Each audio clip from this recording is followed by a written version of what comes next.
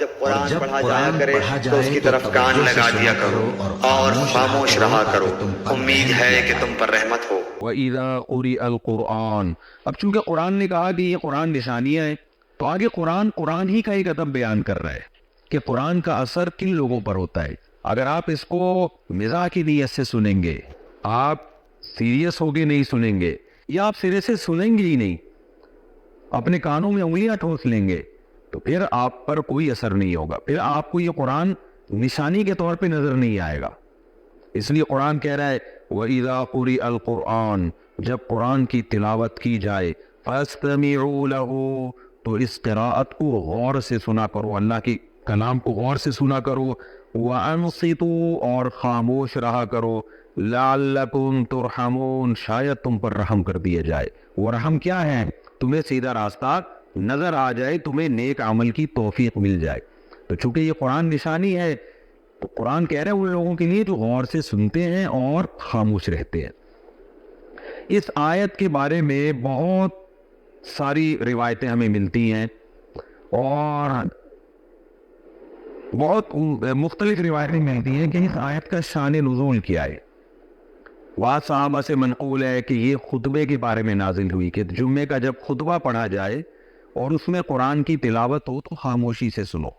اس میں بات چیت نہ کرو۔ بعض حضرات نے کہا، جیسے عبداللہ بن مسعود رضی اللہ تعالیٰ عنہ، انہوں نے کہا کہ امام جب قراءت کر رہا ہو نماز میں تو اس کے پیچھے قراءت کو خاموشی سے سنا جائے، امام کے پیچھے قراءت نہ کی جائے۔ جیسے کہ امام ابو حنیفہ رحمہ اللہ تعالیٰ کی رائے ہے کہ امام جب تلاوت کر رہا ہے چاہے سورہ فاتحہ ہی پڑھ رہا ہو تو آپ نہ پڑھیں، بلکہ اس آیت کی بیس پر جو حنفی فقہاء ہیں وہ اس طرف گئے ہیں کہ اس آیت نے امام کے پیچھے تلاوت کو حرام کر دیا، لہذا جن حدیثوں میں ہمیں پتہ چلتا ہے کہ امام کے پیچھے فاتحہ پڑھی جائے گی وہ حدیثیں ان آیتوں سے منسوخ ہے۔ خیر فقہی اختلاف ہے، امام شافعی اس کا دوسرا مفہوم بیان کرتے ہیں، امام احمد کچھ اور مفہوم بیان کرتے ہیں، جیسے کہ فقہاء کا اختلاف ہوتا ہے۔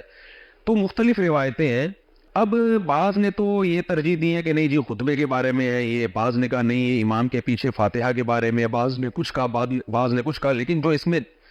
دلیل کے لحاظ سے جو سب سے مضبوط بات ہے وہ مضبوط بات یہ ہے کہ سب، یعنی خطبہ بھی اس میں شامل ہے، نماز میں قرات بھی اس میں شامل ہے، اور جب بھی تلاوت کسی محفل میں کی جائے گی سنانے اور سننے کی نیت سے تو وہ مجلس بھی اس میں داخل ہے۔ حضرت مولانا اشرف علی تھانوی رحمہ اللہ تعالیٰ نے بہت ساری روایات جمع کر کے جو اس میں تطبیق دی ہے وہ یہی تطبیق دی ہے کہ ایک تو ہوتا ہے کہ کہیں قرآن مجید کی تلاوت ہو رہی ہو، ایک آدمی اپنے طور پہ پڑھ رہا ہے، کوئی محفل نہیں لگی ہے تلاوت سننے اور سنانے کی، اپنے طور پر جیسے لوگ تلاوت کر رہے ہوتے ہیں، تو ایسی تلاوت کا سننا واجب نہیں ہے، کیونکہ وہ اپنے طور پہ پڑھ رہا ہے، خود تلاوت کر رہا ہے۔ اگر اس تلاوت کے سننے کو اور خاموش رہنے کو واجب قرار دیا جائے تو اس میں بہت حرج ہے۔ آپ نے دیکھا مسجد میں کچھ لوگ ہلکی ہلکی آواز سے تلاوت کر رہے ہوتے ہیں، اب سب پر واجب تھوڑی ہے کہ سارے کام چھوڑ کے لوگ ان کی تلاوت سنیں،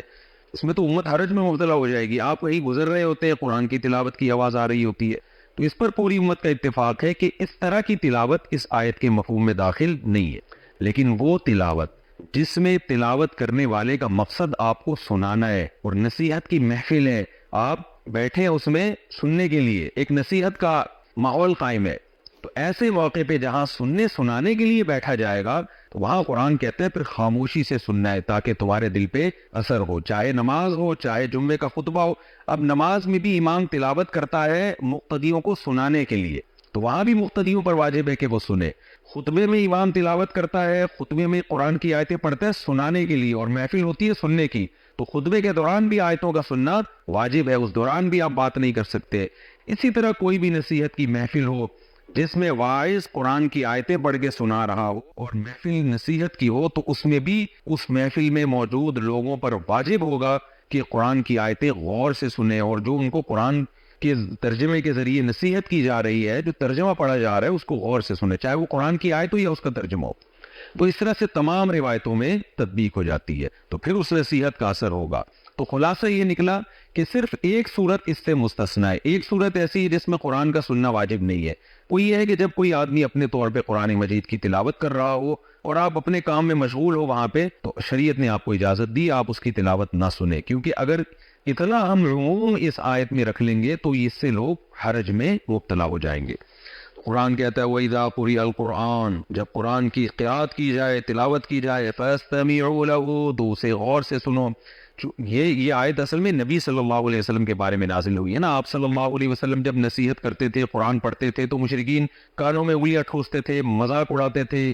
شور و غل شروع کر دیتے تھے، بات چیت شروع کر دیتے تھے، اس سے خلل واقع ہوتا تھا۔ تو وہ بھی محفل ہوتی تھی نصیحت کی، نبی صلی اللہ علیہ وسلم اللہ کا کلام پڑھ کے سنا رہے اس لیے تاکہ سنا جائے اس کو۔ ایسے موقع پہ اللہ و لعب سے کام لینا اور مشرکین شور و شعب شروع کر دیا کرتے تھے، یہ سب حرام ہے۔ تو یہ آیت قیامت تک کے بارے میں ہے، لیکن اس محفل کے بارے میں جہاں جو نصیحت کی محفل ہوگی۔ قرآن کہتے ہیں جب قرآن کی قرأت کی جائے اسے غور سے سنو اور خاموش رہو تاکہ تم پر رحم کیا جائے۔ اور ہم نے دیکھا ہے کہ جب بھی کہیں تلاوت ہو، اگر آپ ادب کے ساتھ خاموشی سے اس کو سنیں اور اس کے معنی میں غور و فکر کریں اور خاموش رہے تو واقعی اس کا انسان کے دل پہ بہت گہرا اثر ہوتا ہے، اور یہ عمل اللہ کی رحمت کو متوجہ کرنے کا ذریعہ بنتا ہے۔ اور اے شخص، اپنے رب کی یاد کیا کر اپنے دل میں عاجزی کے ساتھ اور خوف کے ساتھ اور زور کی آواز کی نسبت کم آواز کے ساتھ، صبح اور شام، اور اہل غفلت میں سے مت ہونا۔